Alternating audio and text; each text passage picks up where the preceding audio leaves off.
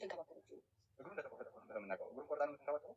እሷ አይደለችም ከቆረጠች። እሷ ቁልታሽ ነው እግሩን ተቆርጦ ተልታሪ ነው እየተንከባከበችው። እናንተ ማድረግ ያልቻላችሁት እናንተ መጠበቅ ያልቻላችሁት ነው አክስታችሁ እየጠበቀችላችሁ ያለች። ስለዚህ ያልሽኝ ያለሽው በተለየ ሁኔታ የተማከስ ለተሞ የተለየ እንክብካቤ እያደረገች እንዳለ ነው። ጉድ ወዶ አይስቁ አሉ።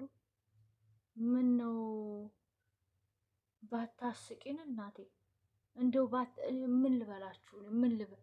እንኳን ጆሮአችን አሁን አይናችን ራሱ እንደ ጆሮ እየሰማ እየሳቀ ነው።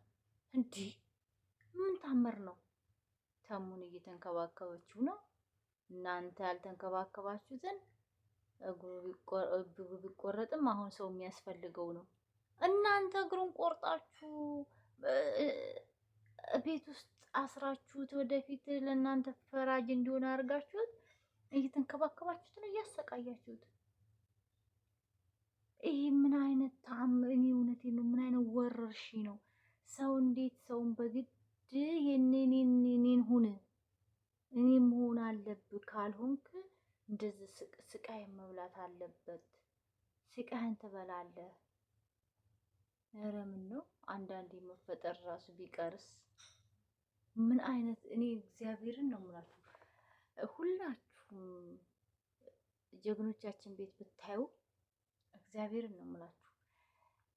በእንደዚህ አይነት ነገር የተተበተበ በጣም ነግሩ ሜጋ ብትሉ አሁን ራሱን ሀብትሽ ቤት ራሱ እንዲህ እግዚአብሔርን ነው የምላችሁ። ሁሉ ጋር ብትገቡ የእንደዚህ አይነት ታሪክ አለ። ካዲያ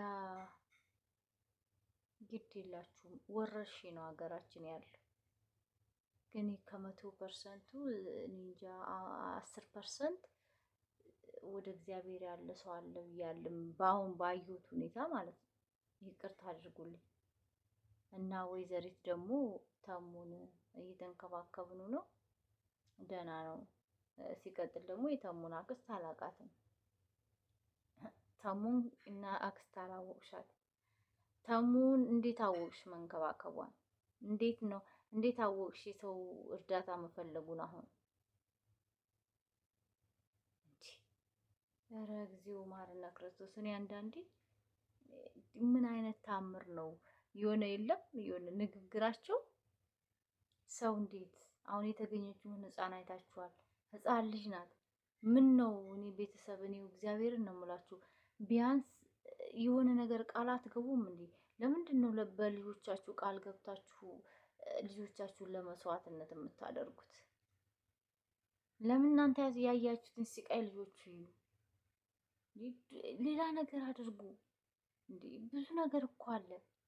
ንብረት ማስያዝ አለ፣ እንስሳ ማስገባት አለ። ለምንድን ነው ልጅ እንደ ስለት አድርጋችሁ እንደ እቃ ልጅን የምታስይዙት?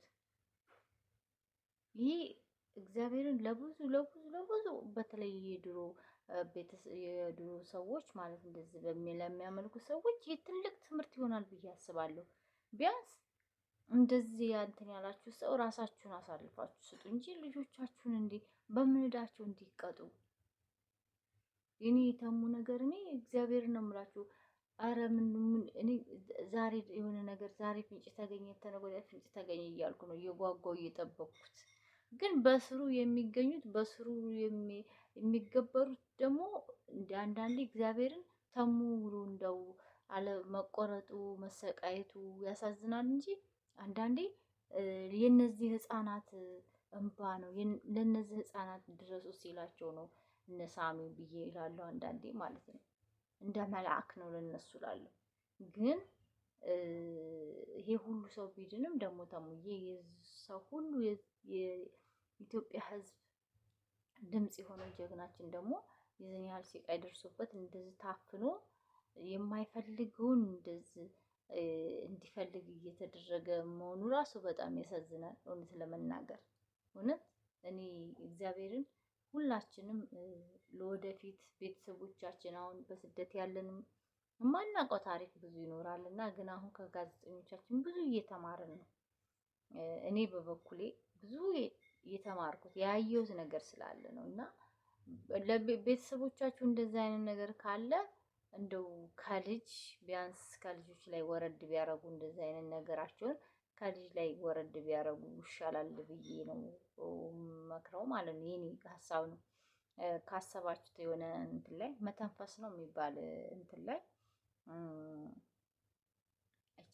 ጋዜጠኛ ነው እና እንደዚህ ከ66 ጋር የተገናኘ ነገር ነው። ምናልባት ቻናሉን የምትከታተሉ ታውቁታላችሁ። እና ምን አለ ድሮ ማለት ነው በፊት በዘንዶ የሚመለክበት ጊዜ ነበር ብሎ አለ።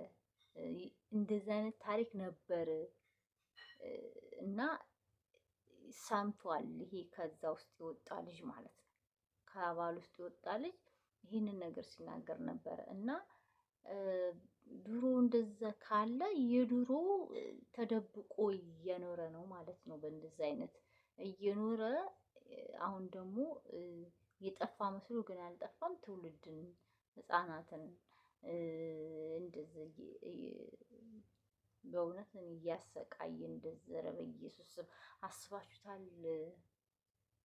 ሰው አይደለም ሰው ሲገበር ቀርቶ እንስሳ እንኳን ለአመት በዓል ሲታረድ እንዴት ነው የሚያሳዝነው። ግን በአሁኑ ሰዓት ደግሞ እንደዚህ አይነት ታሪክ መኖሩ እኔ እንጃ አላውቅም። እውነት ለመናገር ምን አይነት ወረርሽኝ ነው ሊያስብላል። እና ብቻ ለማንኛውም ሁላችንም ቤተሰቦቻችን እንደዚህ አይነት ጣጣ ካለባቸው የሆነ ነገር መደረግ አለበት። እኛም ደግሞ የቤተሰብ ነው ብለን መውሰድ የለብንም። ለልጆቻችን እንደዚህ አይነት አስጠሊ ክፉ መንፈስ ማስተላለፍ የለብንም። ለምን እነሱ ያንን የተዉት ጊዜ ንብረታቸውም ይጠፋል፣ ሰላማቸውም ይጠፋል፣ ብዙ ነገር ያጣሉ። እና ያንን ደግሞ እነሱ ያጡትን እኛ እንዳናጣ ብለን ልጆቻችንን ቤተሰብን እንዳንከተል ትምህርት ይሆናል ብዬ ነው የማስበው። እንግዲህ ጋዜጠኞቻችን የምትከታተሉ ልጆች እውነት ለመናገር በጣም በጣም በተለይ ወደ ገጠሩ ጥሩ ትምህርት ነው ብዬ ነው የማስበው። እና ውድ ቤተሰቦቼ እንግዲህ ፈጣሪ አምላክ ታሙዬ ተገኝቶ ምንም ይሁን ምንም ብቻ ከእንደዚህ ከሲቃ ውስጥ ወጥቶ ከወንድሞቹ ተቀላቅሎ እግዚአብሔር ያሳየን ነው የምለው። አሁንም በድጋሚ ፈጣሪ ሆይ የተሙን ሲቃይ ቀልል አድርግለት፣ ከወንድሞቹ አገናኘው ለማለት እወዳለሁኝ። በጣም ነው የሚያሳዝነው።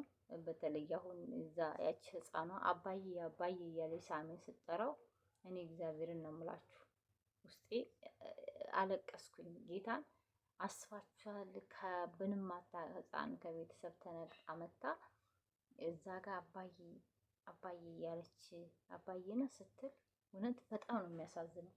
አስባችሁታል? በእንደዛ አይነት ስንቱ ህፃን ነው። ሁሉም እንግዲህ አባል የሆነው እንግዲህ እንደዚህ ህፃን እየገበረ ነው ማለት ነው።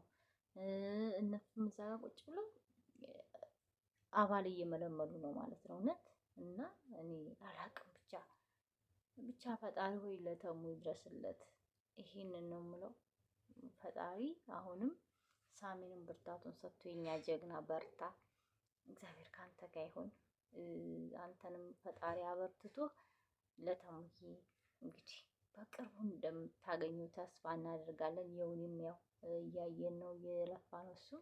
ብቻ እግዚአብሔር ይርዳችሁ ለማለት እወዳለሁኝ። ውድ ቤተሰቦቼ እንግዲህ ለተሙ ጸሎት እንደኔ ንፍቅ ያላችሁ ተሙ ተገኘ ብቻ የሆነ ነገር ሰው እኮ ሞተም ሲባል እኮ ተስፋ ይቆርጣል፣ ተገኘም ሲባል በደስታ ይፈነድቃል አይደል? ከሁለት አንዱ ፈጣሪ አምላክ። ምክንያቱም እነሳም ተንገላቱ ታውቃላችሁ። እና አንዲት ትንሽዬ ነገር የዚህን ያህል ዋጋ ስታስከፍል በጣም የሚያሳዝነው። ምክንያቱም ቤተሰብ ነች፣ አክስት ነች፣ ምንም አታረግም ብሎ ነው እንግዲህ ችግር የለውም ብሎ ነው እንግዲህ ወደዚህ ውስጥ የገባው። ግን ያቺ ትንሿ ነገር እንደ ቤተሰብ ያመናት እሷ ደግሞ ያው ጉድጓድ እየቆፈረች ነበር ነው እንግዲህ እዚህ ደርሷል። እንግዲህ የገዛ አክስት እንደዚህ ካደረገች ምንም ማድረግ አይቻል። ያው ልጆቻቸውንም እየገበሩ ስለሆነ የእህት ልጅ ወይም ደግሞ የወንድም ልጅ እንትን ቢል ለእነሱ ምንም ነው፣ ለእኛ ነው አዲስ ነገር። ለምን እነሱ ህፃን እንደዚህ እያደረጉ የገዛ ልጆቻቸውን እየገበሩ ስለሆነ፣ ስለዚህ ሰው ልጅ ምንም አይመስላቸውም። እና ለእነሱም ልቦና ይስጣቸው ፈጣሪ ወደ እሱ ይመልሳቸው ለማለት እወዳለሁ። እግዚአብሔር አምላክ ለሁሉም ብርታት ብርታትና ጤና ይስጥ። እናንተም ውድ ቤተሰቦች በስደት ያላችሁ ምንም አይንካችሁ፣ እድሜ ጤና ይስጣችሁ ነው የምለው። በተረፈ ለምታበረታቱኝ ከልብ ከልብ ነው የማመሰግነው እግዚአብሔርን። እናንተም ሀሳባችሁ ይሙላላችሁ ለማለት እወዳለሁ። የተሙን ወሬ ቸር ወሬ ያሰማን። ለሁላችንም ጉጉታችንን እንግዲህ ሙሉ ያድርግልን።